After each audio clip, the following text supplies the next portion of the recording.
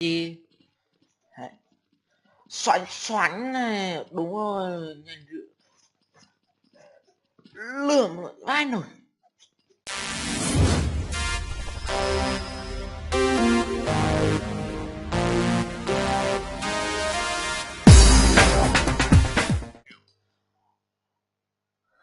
Ok thì xin chào tất cả mọi người, chào mừng tất cả mọi người đến channel mình bảo ok thì hôm nay mình sẽ chơi gạch lượm hòm ở giữa phòng toàn rìu gôn. Thì như các bạn đã biết thì mình thì nhà ban quản trị chỉ có tặng rìu gôn vào ngày hôm qua, nên thế mình sẽ hôm nay sẽ quyết chiến bằng lượm hòm đối với rìu gôn. Đấy. Thì mới trận đấu đã khá là ủa ok thì ông lượm được thì mình sẽ dùng rìu gạch thôi. Xoắn làm gì. Đấy. Xoắn xoắn này, đúng rồi, lượm vai nổi.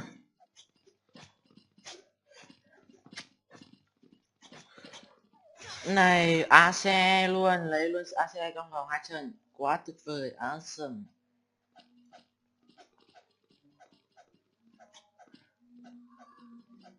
Mục đích chủ yếu của trận hôm nay lượm hòm thôi, lượm hòm mà ra được cái liềm quá mà. Favorite favorite ấy trời ơi, này rìu gôn này. Rồi team lại chiến thắng rồi. Ok thì trong vòng 7 trận mà chiến thắng thế này rồi tôi chơi sao đủ. Ủa vượt qua luôn rồi. Tôi thì lại không lấy được. Không. Phải từ đâu ra vậy. Đây rồi.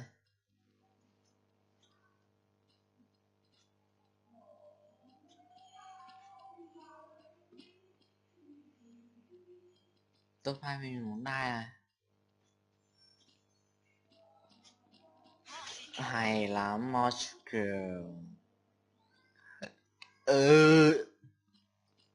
Cái line Pikachu. Vâng, cái line có làm được không? Một cái line này có làm được không? Pikachu có làm được không? Vai nồi. Quang phái hai. Đây. Cố lấy thôi. Này, để tránh ra để anh lấy vé. Lại liềm số 3 cái nồi.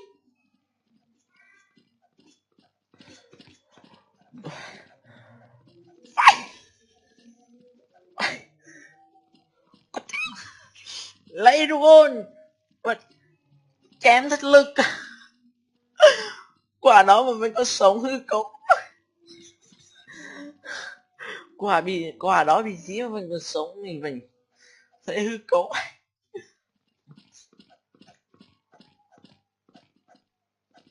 Ship. Cái gì vậy? Nó không rớt ra cái gì luôn.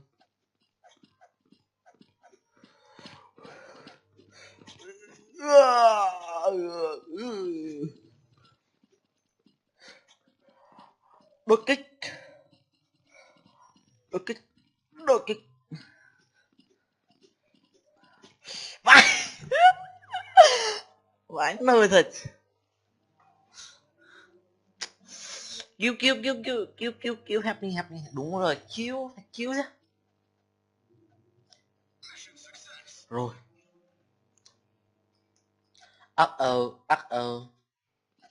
Sắp bị cấp tốt rồi. Nguy to.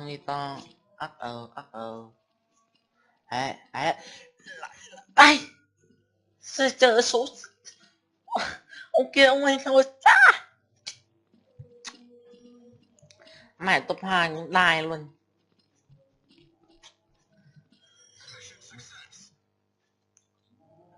Hư cấu. Rồi thôi. Anh em cứ nhanh chân hơn thì anh em chơi được. Lượm thôi.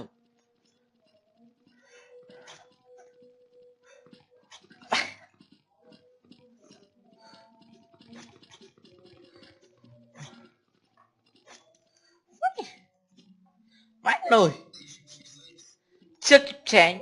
Ok rồi, bạn lên được tốt. Ok thì mình sẽ bắt đầu thêm cảnh nữa.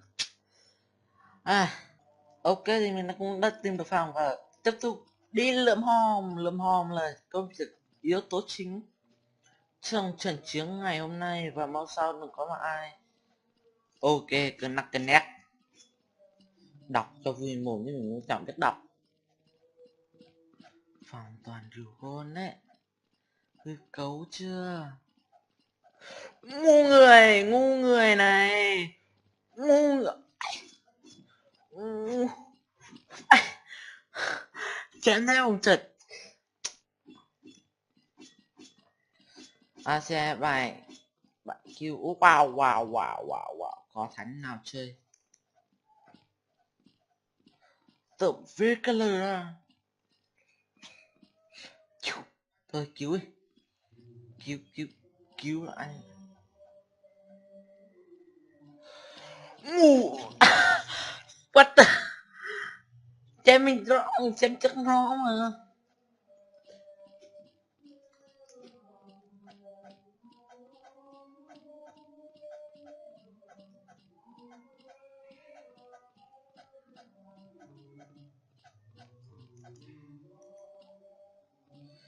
Ồ, quốc chim ngon rồi, ngon stream, quốc stream và ngon stream.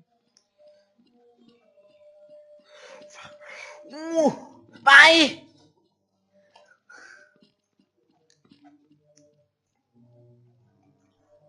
người thật.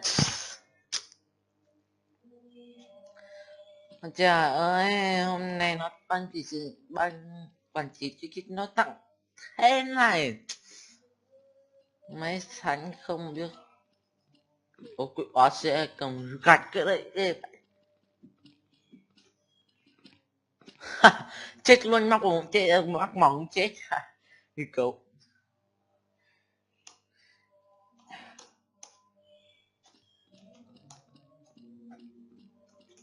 Ok.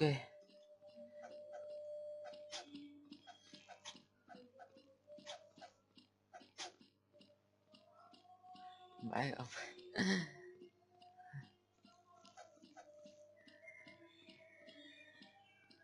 Ok, cố móc được một thánh đi. Thánh này. Thánh cố móc đi. Ok, lắc. Thánh này bị lắc rồi. Đây là mình lắc đây. Có vẻ thánh lắc chứ không phải mình lắc. Mình xem bản đồ xem.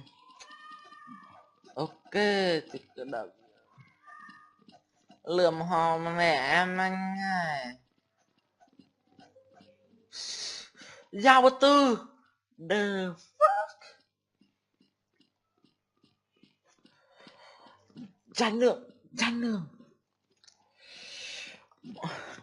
Vai. 1/3 có vẻ trận nó không thăng như được trận chính nãy được.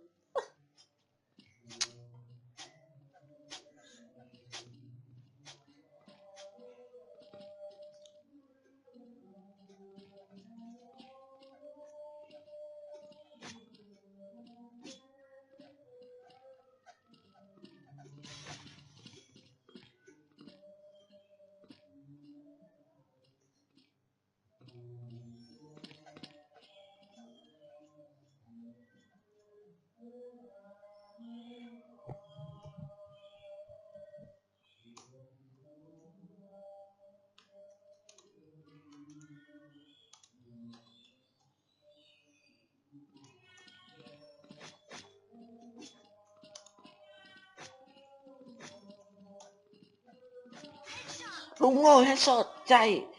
Vừa chạy vừa chém đúng rồi, hay. Vừa chạy vừa chém đúng rồi. Má nồi. Ok, thanh niên ta cai.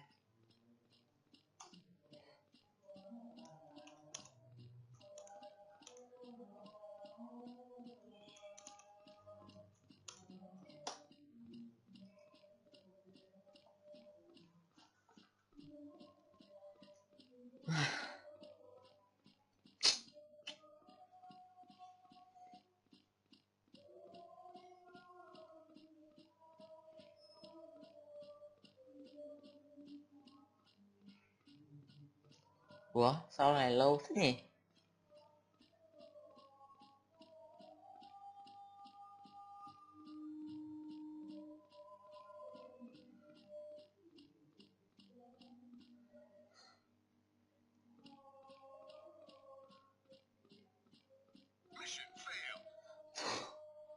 Cứ lầy luôn.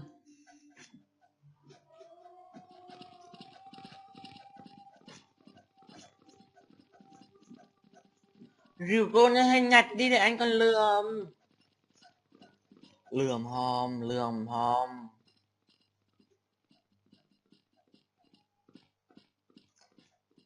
Tôi chạy thẳng đi, không thăng được mà. Chạy thẳng đón đầu một chiếc.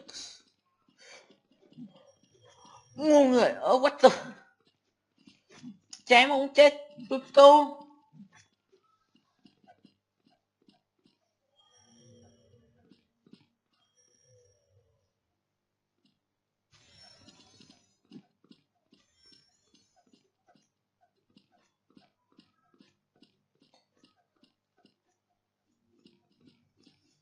Đã thấy anh em phát triển và lại chiếc sợi ơi. Lại đã cưng ơi, cưng này cưng. What?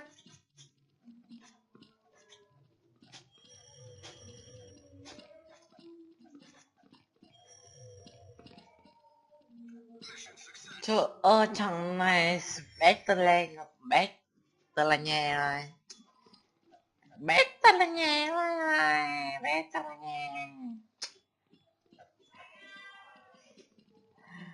Của tôi, của...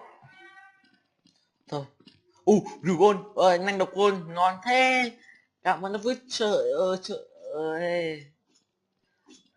Thanh niên hào phóng quá, thấy mình vứt gặn đâu. Thanh niên thẳng lên cái độc gôn. Ngu người, ngu người, ngu người, ngu người, ngu người. Ai trời ơi, thanh niên hào phóng quá. Ám sát tôi. Ấy trời ơi, trời trời ơi, 3 mạng luôn, 44 rồi.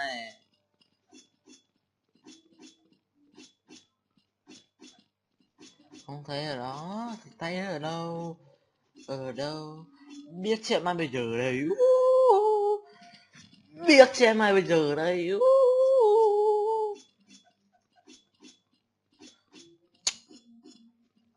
Ủa? Mình nhớ trời ơi, quay lại ôi. Biết ngay mà. Biết biết này hử câu đùa nhau 6 màng 7 màng thắng luôn lên top 2. Trời ơi, ngon stream.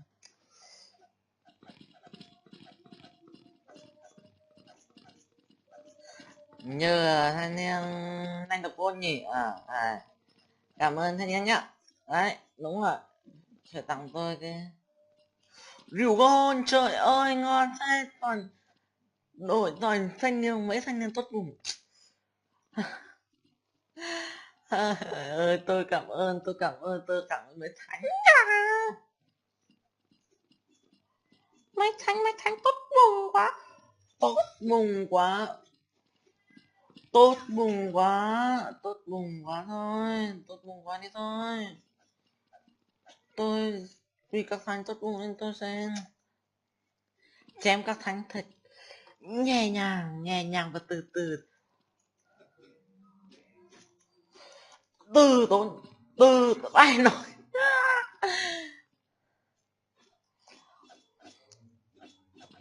4 mảng nữa thôi mấy thằng ơi. Tôi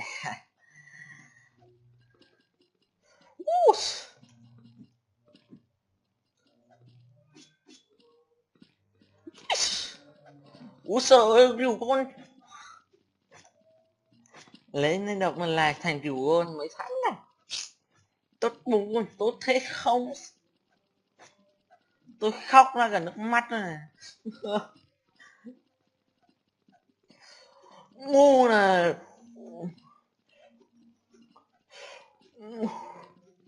lại. Ủa, làm hoảng hoảng loạn hoảng loạn tinh thần, hoảng loạn tinh thần về, hoảng loạn tinh thần, móc trời ạ. Thua 4-0. Ok, what the fuck, what is the fuck. Ơ,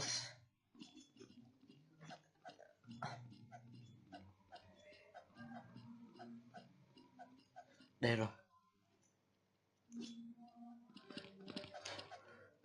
Ê, kiếm nó xe. Trời ơi trời ơi trời ơi trời ơi.